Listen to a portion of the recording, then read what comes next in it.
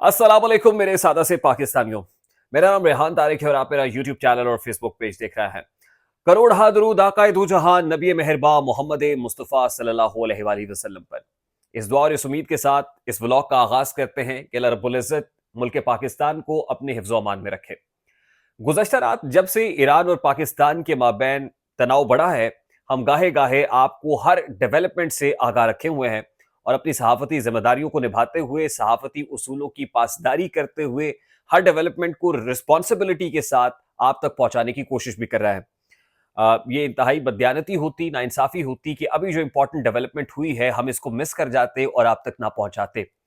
अब से तकरीबन 4 घंटे पहले जनरल हेडक्वार्टर्स के अंदर चीफ ऑफ जनरल स्टाफ की सरबराही में, जिसमें एयर चीफ मार्शल यानी chief of the air staff भी मौजूद थे, एक इंतहाई अहम मीटिंग हुई है और इस इंतहाई अहम मीटिंग के अंदर कुछ अहम फैसले हुए हैं और उन फैसलों पर अमल दरामद होता हुआ आपको अब से कुछ ही देर बाद दिखाई भी देगा और सुनाई भी देगा।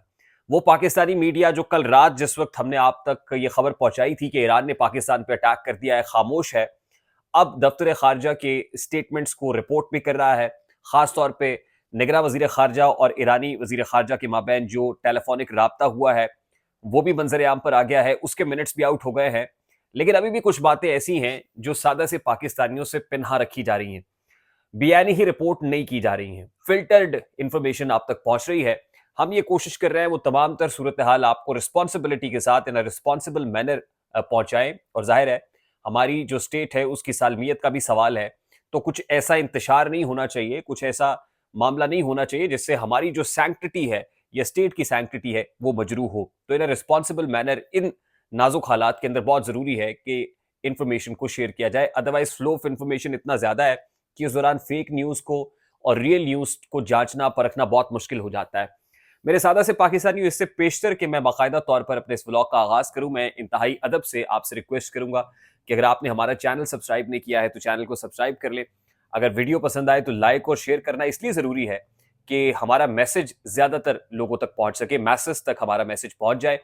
और अगर बेल आइकन प्रेस करेंगे तो ऐसी बहुत सारी वीडियोस आपकी नजर से बर वक्त गुजरती रहेंगी।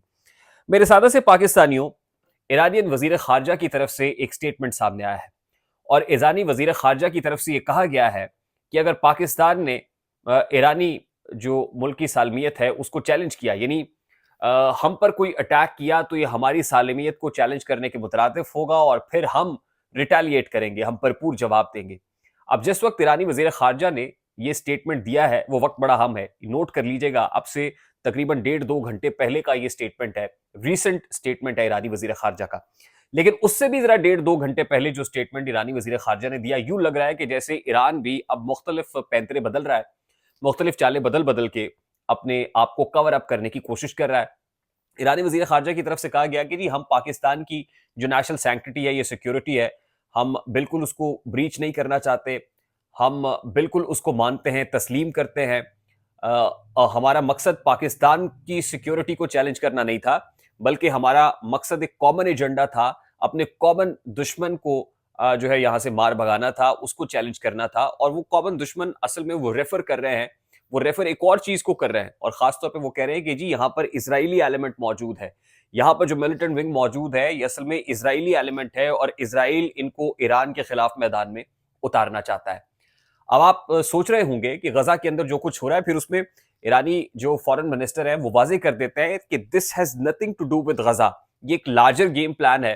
और उस लार्जर गेम प्लान के अंदर जहां अमेरिका ने इसराइल के ऊपर स्ट्राइक शुरू की है, होसीज के अगेंस्ट स्ट्राइक शुरू की है, 2 कार्रवाइयां शुरू की हैं, तो उसने खित्ते का जो दर्जा हरारत है वो खासा बढ़ा दिया है। और ये 2 इंपॉर्टेंट एक्शंस हैं अमेरिका के जो ईरान को खटक रहे हैं।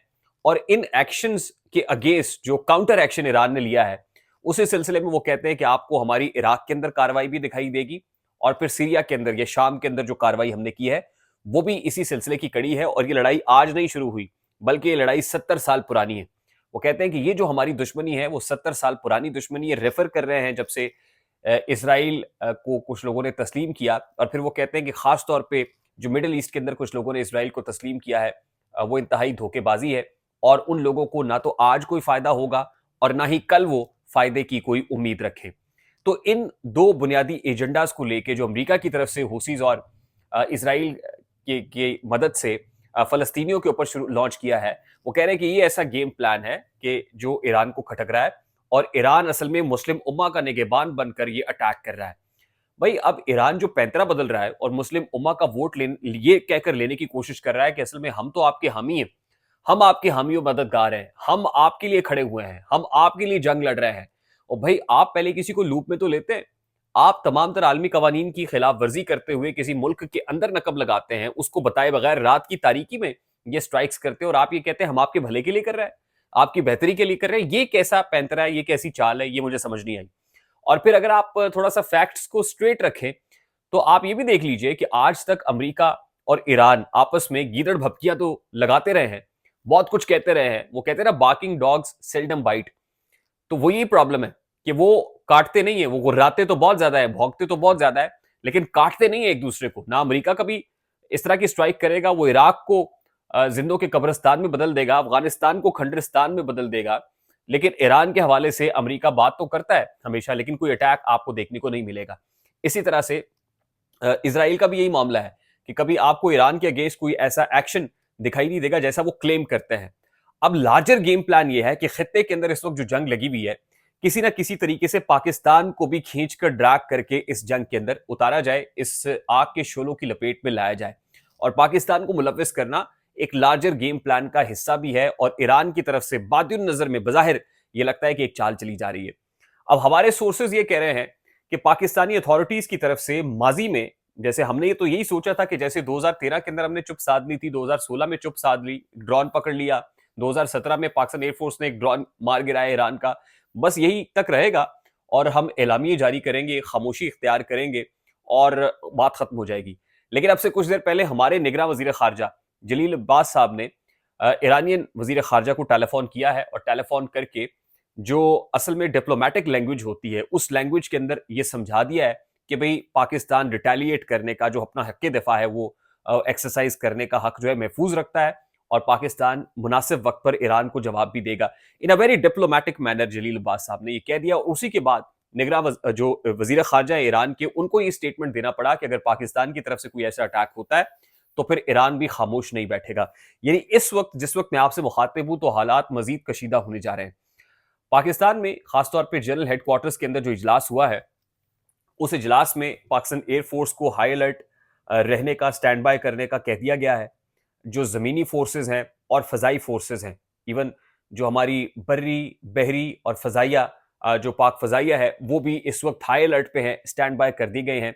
जनरल हेडक्वार्टर्स के अंदर जो सर जोड़कर जो हमारे अस्करी हुक्काम है वो बैठे हैं और उन्होंने अपनी जो तैयारियां हैं उनका असर-ए-नौ जायजा लिया है और टारगेट्स को लॉक कर लिया गया है। जिस तरह पुलवामा के अंदर एक सरप्राइज मिला था ना इंडिया को, अब हमारी इतलात यही है, ऑल्दो एक बड़ा मेजर्ड और कैलकुलेटेड किस्म का रिस्पॉन्स पाकिस्तान की तरफ से ईरान जरूर एक्सपेक्ट करेगा, क्योंकि मेजर्ड और कैलकुलेटेड किस्म का रिस्पॉन्स इसलिए भी जरूरी है कि इंडिया के अगेंस्ट तो आपको पता है कि एक महाज खोलना हमारे लिए, और हम एक अरसे से अपनी हिस्ट्री की बुक्स के अंदर भी इंडिया के साथ तो अपना राइवल समझते हैं अपना हमेशा का, लेकिन बरादर इस्लामी मुल्क ईरान को जो इस जंग के अंदर एक सोची समझे प्लान के तहत धकेला जा रहा है, तो पाकिस्तान को बड़ा फोक फोक के कदम रखना होगा।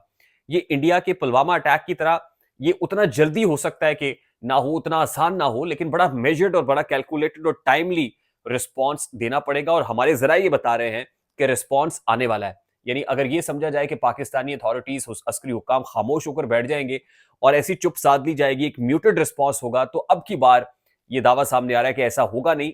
हमेशा की तरह अगर अब भी एक क्लीन चिट या क्लियर या गो हेड दे दिया गया तो फिर मामला बड़ा खराब हो जाएगा। फिर इंडिया को भी शय मिलेगी और फिर अफगानिस्तान को भी शय मिलेगी। मुल्क में जो टीटीपी है, टीटीपी ऑल्दो कोई स्टेट नहीं है, अफगानिस्तान का जो ईरान का जो हमला है वो टीटीपी के हमलों से, जो इंसर्जेंट्स हैं उनके हमलों से बहुत ऊपर की इंटेंसिटी और ग्रेविटी रखता है। अब ये सब कुछ एक ऐसे वक्त में हो रहा है जब मुल्क में इंतखाबात होने हैं, और मुल्क में इंतखाबात के हवाले से मौलाना फजलुर रहमान ऑलरेडी कह गए हैं कि दो सूबों के अंदर, बलूचिस्तान और केपी के अंदर हमें कैंपेन नहीं करनी जा रही, पम्फलेट्स तकसीम किए जा रहे हैं और धमकियां मिल रही हैं। अब आज भी इलेक्शन कमीशन ऑफ पाकिस्तान हुक्काम इलेक्शन सिक्योरिटी पर सर जोड़कर बैठे हैं। आईजीज जो हैं डिफरेंट प्रोविंसेस के, उनको बुलाया गया, और जाहिर है डिफेंस मिनिस्ट्री के लोग भी होते हैं, अस्करी हुक्काम भी बैठे हुए होते हैं, तो तमाम तर तैयारियों का असर जायजा लिया गया है। अब एक तरफ एक महाज खुलता हुआ नजर आ रहा है कि ईरानियन बॉर्डर के ऊपर एक जंग मुसल्लत की जा रही है, एक महाज खुल रहा है। अब अब सोचना ये है कि ऐसे मौके पर जब हमारे पास सिक्योरिटी फोर्सेस और नफरी जो है, इलेक्शन ऑब्वियसली एक बहुत लंबी चौड़ी एक्सरसाइज होती है, वो वहां पर इलेक्शन ड्यूटी दे रहे होंगे या बॉर्डर के ऊपर हमारी जो सिक्योरिटी है उसको मुमकिन बना रहे होंगे। तो ये एक दो धारी तलवार है इस वक्त। और लग ये रहा है कि इस गुमगू के अंदर बहुत जल्द एक को बड़ा फैसला भी होने वाला है। और शोबा ताल्लुकात आमा, पाक फौज के शोबा ताल्लुकात आमा यानी आईएसपीआर को भी एक प्रेस कॉन्फ्रेंस करके इस तमाम तर सूरत हाल से आगाह करना होगा। और जस्टिस काजी फायजीसा जो 8 फरवरी पत्थर पे लकीर कह रहे हैं, लग ये रहा है कि ये लकीर अब खासी लचक वाली लकीर हो जाएगी। अब इस लकीर में अगर वो पत्थर पे लकीर थी तो अब थोड़ा-सा उसमें कोई मोम पे लकीर खींचनी पड़ेगी, क्योंकि इसमें फ्लेक्सिबिलिटी पैदा करनी पड़ेगी और हालात उस तरफ जा रहे हैं कि अब लचक दिखानी पड़ेगी। पॉलिटिकल स्टेक होल्डर्स भी को भी सर जोड़कर बैठना होगा।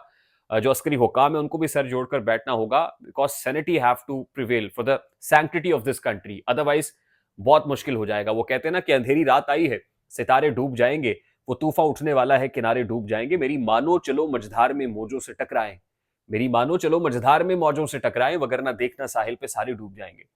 मेरे सादा से पाकिस्तानी, उम्मीद करता हूं कि ये वीडियो आपको पसंद आई होगी। अगर पसंद आए तो लाइक और शेयर करना मत भूलिएगा। अगर आप हमारे चैनल पे नए हैं तो चैनल को सब्सक्राइब कर लें।